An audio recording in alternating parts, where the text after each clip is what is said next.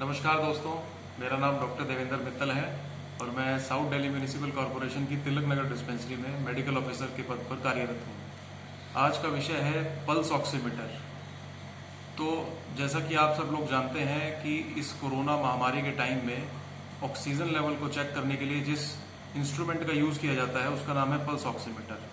Pulse oximeter अब घर घर में है और जिससे हम अपनी ऑक्सीजन लेवल को लगातार चेक करते हैं। लेकिन क्या आप लोग जानते हैं कि पल्स ऑक्सीमीटर को हमें कैसे यूज़ करना चाहिए और कौन सी उंगली में या कौन से हाथ की उंगलियों में हमें उसको यूज़ करना चाहिए और कितनी देर तक उसको यूज़ करना चाहिए।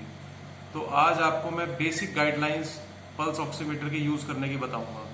तो इस वीडियो को कृपया ध्यान से सुनें, यह आपके लिए बहुत लाभदायी होगी, क्योंकि पल्स ऑक्सीमीटर में ऑक्सीजन लेवल को चेक करते हुए लोगों के मन में बहुत सी भ्रांतियां हैं और मैं ये आशा करता हूं कि ये वीडियो उन भ्रांतियों को दूर करेगी।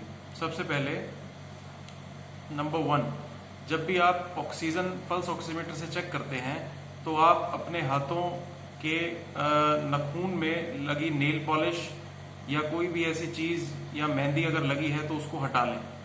सबसे पहला काम आपने ये करना है। दूसरा, आपने हाथों को गर्म रखना है।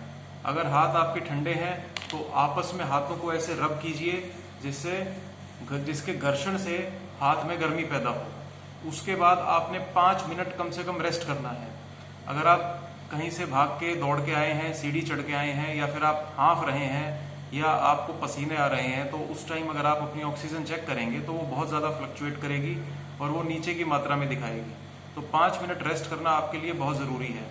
उसके बाद आप ऑक्सीजन को चेक करने के लिए अपने बाएं हाथ को, लेफ्ट हैंड को अपने हार्ट के लेवल पे रखें, छाती पे रखें, या फिर अपने राइट हैंड को हार्ट लेवल पे या छाती पे रखें। उसके बाद आप किसी भी उंगली में, चाहे वो इंडेक्स फिंगर है, चाहे वो मिडल फिंगर है, लिटिल फिंगर है, रिंग फिंगर है, या थंब में हम यूज नहीं करते हैं, मोस्टली इंडेक्स फिंगर में या फिर रिंग फिंगर में हम यूज करते हैं।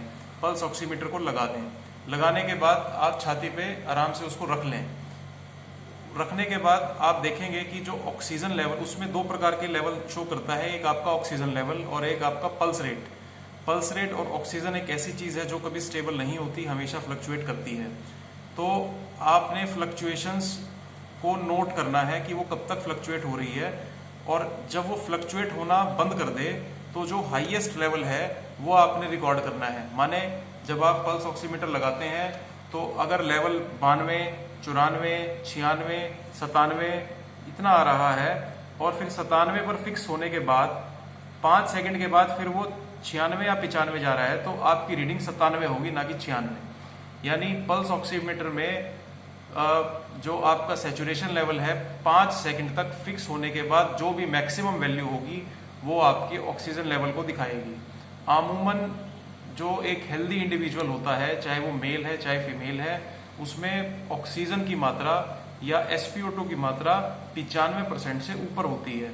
लेकिन कुछ ऐसे लोग हैं जिनके अंदर सांस की बीमारी है, जैसे दमे की बीमारी है, ब्रोंकाइटिस है, या COPD के पेशेंट्स हैं, या जिनको अभी कोविड होके वो ठीक हुए हैं, या कोई निमोनिया से रिकवर्ड पेशेंट्स हैं, या जो भी कोई ऐसे, या ओबीज पेशेंट्स हैं, इन पेशेंट्स के अंदर जो ऑक्सीजन की मात्रा है वो 92% तक भी नॉर्मल मानी जाती है।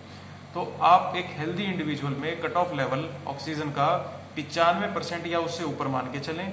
और जिन लोगों को पहले से सांस की बीमारी है, या जो मोटापे से ग्रस्त हैं, या जिनकी उम्र 50 या 60 साल से ज़्यादा है, उनके अंदर ऑक्सीजन का लेवल 92 से 95 के बीच में भी नॉर्मल माना जाता है।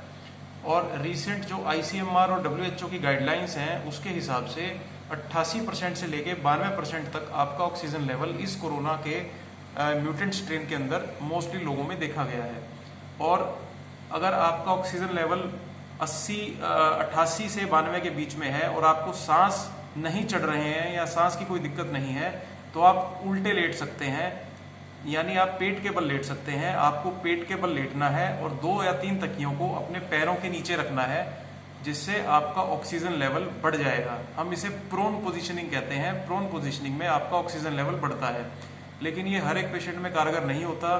जिस पेशेंट की सैचुरेशन 88 से नीचे है, या जिस पेशेंट की सैचुरेशन 90 से नीचे है, कई बार 88 से नीचे या 90 से नीचे सैचुरेशन में सांस चढ़ता है, सांस खींच के आता है, जिसे हम एक्स्ट्रा रेस्पिरेटरी एफर्ट्स कहते हैं या ब्रीदिंग प्रॉब्लम कहते हैं, ब्रेथलेसनेस कहते हैं, ऐसे पेशेंट को ऑक्सीजन की आवश्यकता पड़ती है और वो ऑक्सीजन की आवश्यकता सैचुरेशन लेवल के बेसिस पे ही डिसाइड की जाती है कि उसे कितनी ऑक्सीजन किस मात्रा में देनी चाहिए।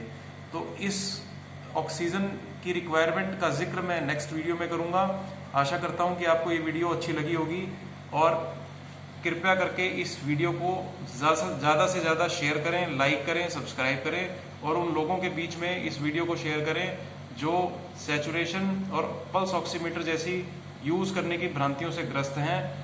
और किसी के साथ भी आप इसे फैमिली मेम्बर के साथ शेयर करें।